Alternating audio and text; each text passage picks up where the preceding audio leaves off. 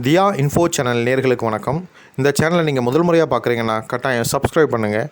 அது மட்டும் இல்லை, லைக் பண்ணுங்கள், மற்றவங்களுக்கு ஷேர் பண்ணுங்கள், எங்கள் சேனலை ஃபாலோ பண்ணுங்கள். இந்த சேனலில் போடக்கூடிய எல்லா வீடியோக்களும் உங்களுக்கு வாழ்க்கைக்கு தேவையான வீடியோக்களை தான் நான் கண்டென்ட்டாக எடுத்து போடுறேன். ஸோ வாங்க நம்ம இப்போ வீடியோக்குள்ளே போவோம்.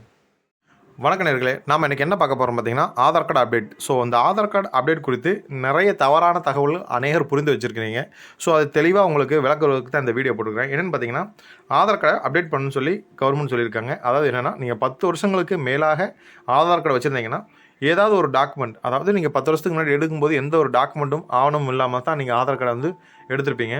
ஸோ அந்த ஆதார் கார்டை நம்பகத்தன்மையை உறுதி செய்வதற்கு ஏதாவது ஒரு அடிஷ்னல் டாக்குமெண்ட், அதாவது ஓட்டர் ஐடியோ, driving licence, passport, PAN card அப்படிங்கிற நிறைய லிஸ்ட் அவங்க கொடுத்துருக்காங்க. ஸோ அதில் ஏதாவது ஒரு நம்பகத்தன்மை உள்ள ஏதேனும் ஒரு ஆவணத்தை வந்து நீங்கள் அப்டேட் பண்ணணும். சரிங்களா? அதுதான் செய்யணும். இதை அப்டேட் பண்ணுறதுனால என்னென்னு பார்த்தீங்கன்னா, எந்த ஒரு டீட்டெயிலும் மாறாது.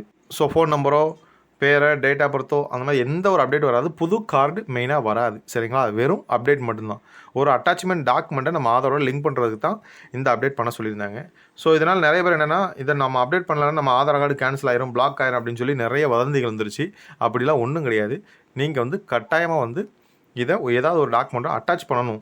அதுக்கு உங்களுக்கு தேவையான சமயத்தில் நீங்கள் பண்ணிக்கொள்ளலாம். இப்போ உடனேன்னு சொல்லலை. ஏன்னா மெயினாக அவங்க என்ன சொன்னாங்க அப்படின்னா, 14/9/2024 புதுப்பிக்கணும் அப்படின்னு.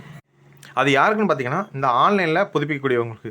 அதாவது இதை ஆன்லைனில் நீங்கள் புதுப்பிச்சிங்கன்னா ஜீரோ காஸ்ட், அதாவது எந்த கட்டணமும் நீங்கள் செலுத்த தேவையில்லை. நீங்கள் இலவசமாகவே உங்களுக்கு உகந்த நேரத்தில் நீங்களே அப்டேட் பண்ணிக்கலாம். அதற்கு தான். சரிங்களா?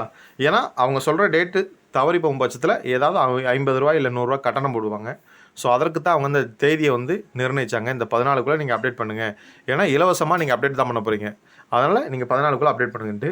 ஆனால் இப்போ ரீசெண்டாக அந்த தகவல் என்ன பார்த்தீங்கன்னா, இந்த தேதி வந்து மாற்றம் செய்திருக்கிறாங்க. யாருக்கும் பார்த்தீங்கன்னா, இந்த இணையதளம் மூலமாக புதுப்பிக்கிறீங்கள.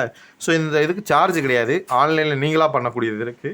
ஆன்லைனில் நீங்களாகவே புதுப்பிக்கிறீங்க பார்த்தீங்களா, இவர்களுக்கு இலவசமாக புதுப்பிக்கிற தேதி வந்து கொஞ்சம் நீட்டி கொடுத்துருக்காங்க. 3 மாத காலம்.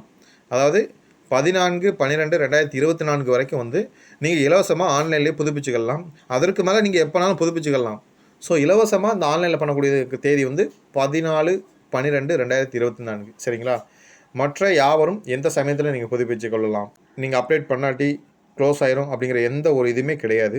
அதை தெளிவாக வந்து ஆதார் ஆணையம் தெளிவாக சொல்லியிருக்கிறாங்க. ஸோ அதனால் நீங்கள் அவசரப்பட வேண்டாம், பயப்பட வேண்டாம், எதுவுமே இல்லை. நீங்கள் உங்களுக்கு எப்போ ஃப்ரீ டைம் இருக்கோ அப்போ நீங்கள் தாராளமாக போய் அப்டேட் பண்ணிக்கொள்ளலாம். சரிங்களா?